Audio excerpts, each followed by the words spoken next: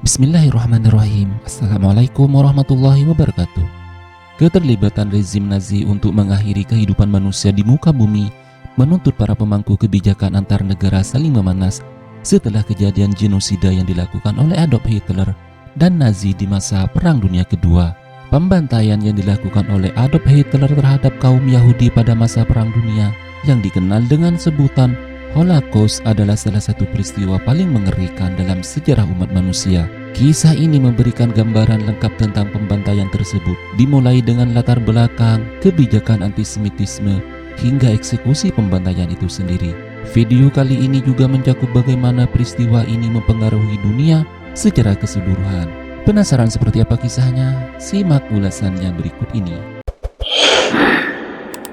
Dunia menyaksikan salah satu tragedi terbesar dalam sejarah umat manusia, yakni Perang Dunia Kedua yang berlangsung dari 1939 hingga 1945, membawa dampak yang mengerikan bagi banyak kelompok etnis. Namun yang paling menyedihkan adalah pembantaian terhadap kaum Yahudi yang dilakukan oleh Nazi Jerman di bawah pemimpin Adolf Hitler. Peristiwa ini juga dikenal dengan nama Holocaust, menghancurkan kehidupan 6 juta orang Yahudi. Di ruang rapat Nazi, Hitler duduk bersama para pemimpin Nazi lainnya. Hitler berkata dalam pidatonya, "Kita harus menghapuskan pengaruh kaum Yahudi di setiap sektor kehidupan kita. Mereka adalah musuh kita, perusak kemurnian bangsa Jerman.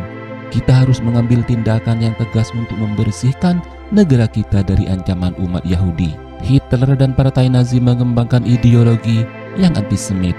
Mereka percaya bahwa kaum Yahudi adalah penyebab utama segala masalah di Jerman, mulai dari krisis ekonomi hingga kekalahan dalam Perang Dunia I. Dalam upaya yang mencapai visi Arya yang murni, kebijakan diskriminatif ini terhadap umat Yahudi mulai diberlakukan. Di sebuah kota di Jerman pada tahun 1930-an, Yahudi dipaksa untuk menandai rumah mereka dengan simbol yang membedakan mereka dari warga non-Yahudi. Mereka juga dilarang mengakses banyak fasilitas umum, termasuk pekerjaan dan pendidikan. Kemudian pada tahun 1935, hukum yang dikenal dengan sebutan Nuremberg Laws diterapkan. Hukum ini secara resmi mengkriminalkan hubungan antara orang-orang Yahudi dan non-Yahudi, serta menghapuskan hak-hak sipil orang Yahudi. Mereka tidak lagi dianggap sebagai warga negara yang setara. Pencaplokan wilayah seperti Austria dan Cekoslowakia membawa lebih banyak dampak bagi orang-orang Yahudi di bawah kekuasaan rezim Nazi. Kemudian pada malam Kristallnacht, malam kaca pecah, kerusuhan anti-Yahudi terjadi di seluruh Jerman.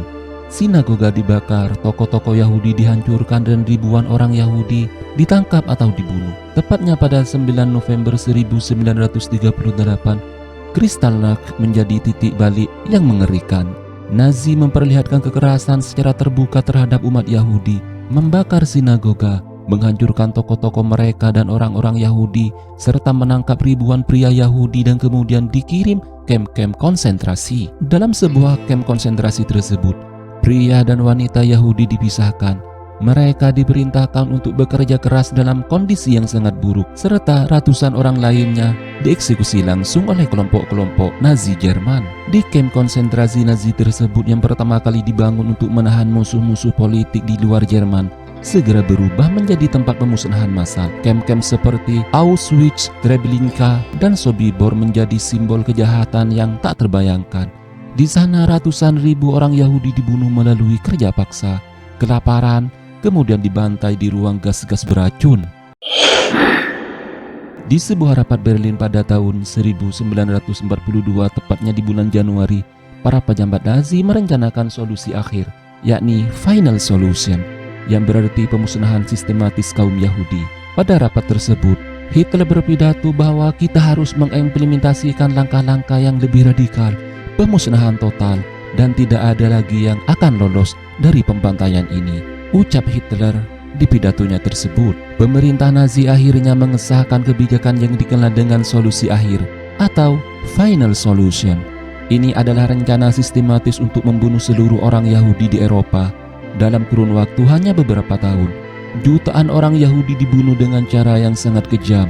Beberapa dieksekusi secara langsung, sementara lainnya dikirim ke kamp-kamp pemusnahan dengan tujuan satu, yaitu mati untuk semua. Di kamp Auschwitz, orang-orang Yahudi diangkut dengan kereta api dan dipaksa untuk turun. Mereka tidak tahu apa yang akan terjadi pada mereka. Mereka hanya pasrah pada orang-orang Jerman yang diperlakukan dan dibentuk oleh Nazi, serta diskriminatif yang dilakukan oleh kelompok-kelompok orang Jerman. Di kamp-kamp ini, banyak orang-orang yang tidak mengetahui nasib yang menunggu mereka. Mereka dipaksa untuk berjalan ke ruang gas yang terbungkus rapat, berpikir itu adalah kamar mandi atau tempat untuk mengidentifikasi pakaian mereka. Mereka dikunci di dalamnya dan dibunuh dengan gas beracun. Kemudian tubuh mereka dibakar di krematorium. Kemudian pada tahun 1945, pasukan sekutu akhirnya membebaskan kamp-kamp konsentrasi. Beberapa korban selamat muncul menunjukkan wajah yang penuh dengan kesedihan dan kehancuran. Ketika perang hampir berakhir, pasukan sekutu akhirnya membebaskan kamp-kamp konsentrasi tersebut. Tetapi mereka hanya menemukan kehancuran. Lebih dari 6 juta orang Yahudi termasuk wanita dan anak-anak telah dibunuh secara massal. Tidak hanya itu, jutaan lainnya juga menderita dalam berbagai bentuk serta kekejaman Nazi. Warisan dan dampak Holocaust meninggalkan luka yang mendalam di dunia. Banyak korban yang selamat harus hidup dengan kenangan menyakitkan dari apa yang mereka alami. Dunia mengingat peristiwa ini untuk memastikan bahwa tragedi seperti ini tidak akan pernah terjadi lagi.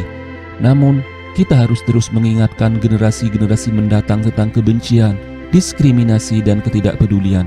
Kemanusiaan harus belajar dari sejarah ini untuk membangun dunia yang lebih baik, lebih adil dan penuh kasih sayang bagi umat-umat manusia, tanpa memandang ras, agama, atau asal-usul dari kelompok mereka. Pembantaian terhadap kaum Yahudi di bawah rezim Nazi adalah peristiwa yang penuh dengan penderitaan, kehilangan, dan kebencian yang tak terkatakan. Memahami dan mengenang peristiwa ini bukan hanya untuk menghormati mereka yang telah menjadi korban, akan tetapi mengingatkan dunia agar tidak ada lagi ruang bagi kebencian dalam bentuk apapun. Kemudian di sela-sela pidatonya, Hitler berkata, "Never again," atau tidak ada lagi. Tentu saja banyak peristiwa dan detail lainnya dapat dimasukkan, namun memberikan kerangka besar untuk menceritakan peristiwa Holocaust. Adapun latar belakang Adolf Hitler dalam memusnahkan kaum Yahudi yang dikenal dengan nama Holocaust terkait erat dengan ideologi antisemitisme yang berkembang pesat di Eropa pada akhir abad ke-19 dan awal abad ke-20. Beberapa faktor penting yang melatar belakangi kebijakan pemusnahan tersebut antara lain sebagai berikut. Hitler percaya bahwa orang-orang Yahudi adalah sumber dari berbagai masalah yang dihadapi Jerman, termasuk masalah sosial, ekonomi, dan politik. Dia menganggap Yahudi sebagai ras yang lebih rendah yang mengancam kemurnian bangsa Jerman, yang dia anggap sebagai ras Arya atau yang superior. Hitler mengembangkan pandangan antisemit yang ekstrim sejak muda. Ada beberapa faktor yang mempengaruhi pandangannya terhadap orang-orang Yahudi. Ketika Hitler tinggal di Wina pada abad ke-20, Hitler terpapar oleh ide-ide antisemit yang berkembang pesat di kota tersebut.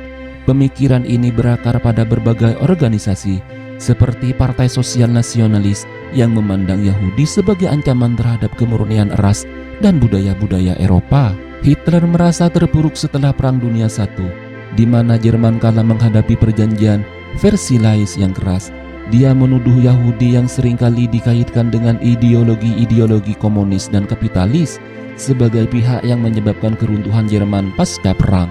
Ia percaya bahwa orang-orang Yahudi telah mengkhianati negara mereka dan menyebarkan ideologi yang dianggap merusak terhadap tatanan negara Jerman. Hitler memiliki pandangan ekstrim terhadap pentingnya ruang hidup atau Lebensraum. Bagi bangsa Jerman, dia percaya bahwa untuk mencapai kejayaan bangsa Jerman harus memperluas wilayah mereka ke timur, khususnya wilayah yang dihuni oleh orang-orang Slavia yang dianggapnya sebagai ras inferior. Setelah kekalahan Jerman pada Perang Dunia I, Jerman mengalami krisis ekonomi yang paling parah, termasuk hiperinflasi, kemiskinan, dan pengangguran massal. Kondisi ini semakin memperburuk kebencian terhadap kelompok-kelompok yang dianggap menguasai ekonomi, seperti orang-orang Yahudi. Banyak orang-orang Jerman yang merasa tertipu dan terhina oleh kekalahan mereka, dan dalam keresahan tersebut, mereka mencari pihak yang paling bisa disalahkan, yaitu orang-orang Yahudi. Nazi sangat efektif dalam menggunakan propaganda untuk menyebarkan kebencian terhadap orang-orang Yahudi. Hitler pada pemimpin Nazi seperti Joseph Goebbels, menteri propaganda, memanfaatkan media, seni, dan pendidikan untuk menggambarkan Yahudi sebagai musuh negara. Peristiwa ini menjadi penyakit sosial dan ancaman terhadap peradaban-peradaban di luar Jerman.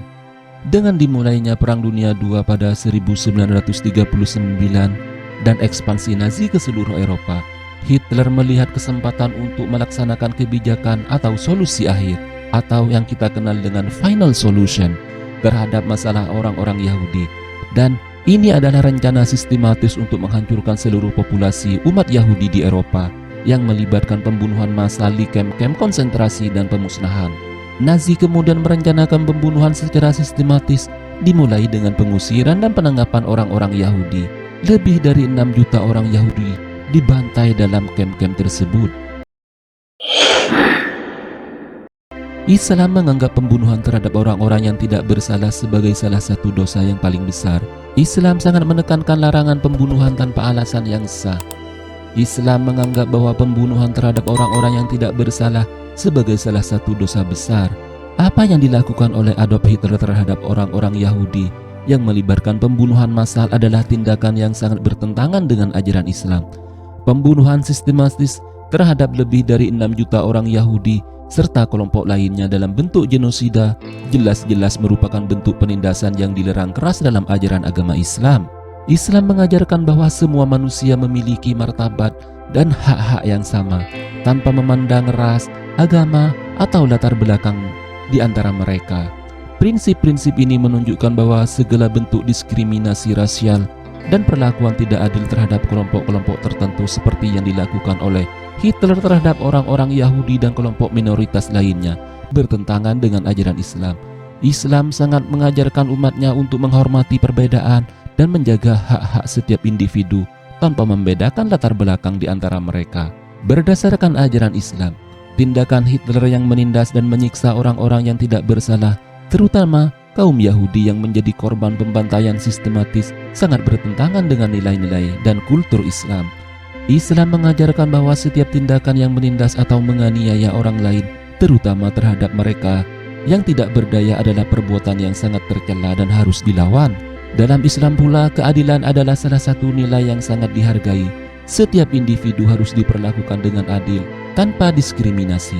Tindakan-tindakan yang dilakukan oleh Hitler dalam upaya untuk membunuh dan menganiaya kaum Yahudi dan kelompok minoritas lainnya tidak hanya bertentangan dengan ajaran Islam, tetapi juga dengan prinsip-prinsip keadilan yang dipegang teguh oleh hukum-hukum dan norma-norma dalam agama Islam. Secara keseluruhan, pandangan Islam terhadap perbuatan Adolf Hitler dalam konteks Holocaust sangatlah tegas. Tindakan tersebut adalah kejahatan paling besar dan paling melanggar hukum, melanggar prinsip-prinsip dasar Islam yang mencakup keadilan, penghormatan terhadap kehidupan, perlindungan terhadap orang-orang yang tertindas, dan larangan keras terhadap pembunuhan dan diskriminasi. Islam mengajarkan bahwa setiap kehidupan manusia berharga dan harus dihormati tanpa memandang ras, agama, atau latar belakang lainnya. Yang membuat tindakan Nazi sangat bertentangan dengan ajaran-ajaran dan norma Islami. Silahkan berikan tanggapan Anda di kolom komentar. Wallahu a'lamu bimuradihi. Wassalamualaikum warahmatullahi wabarakatuh.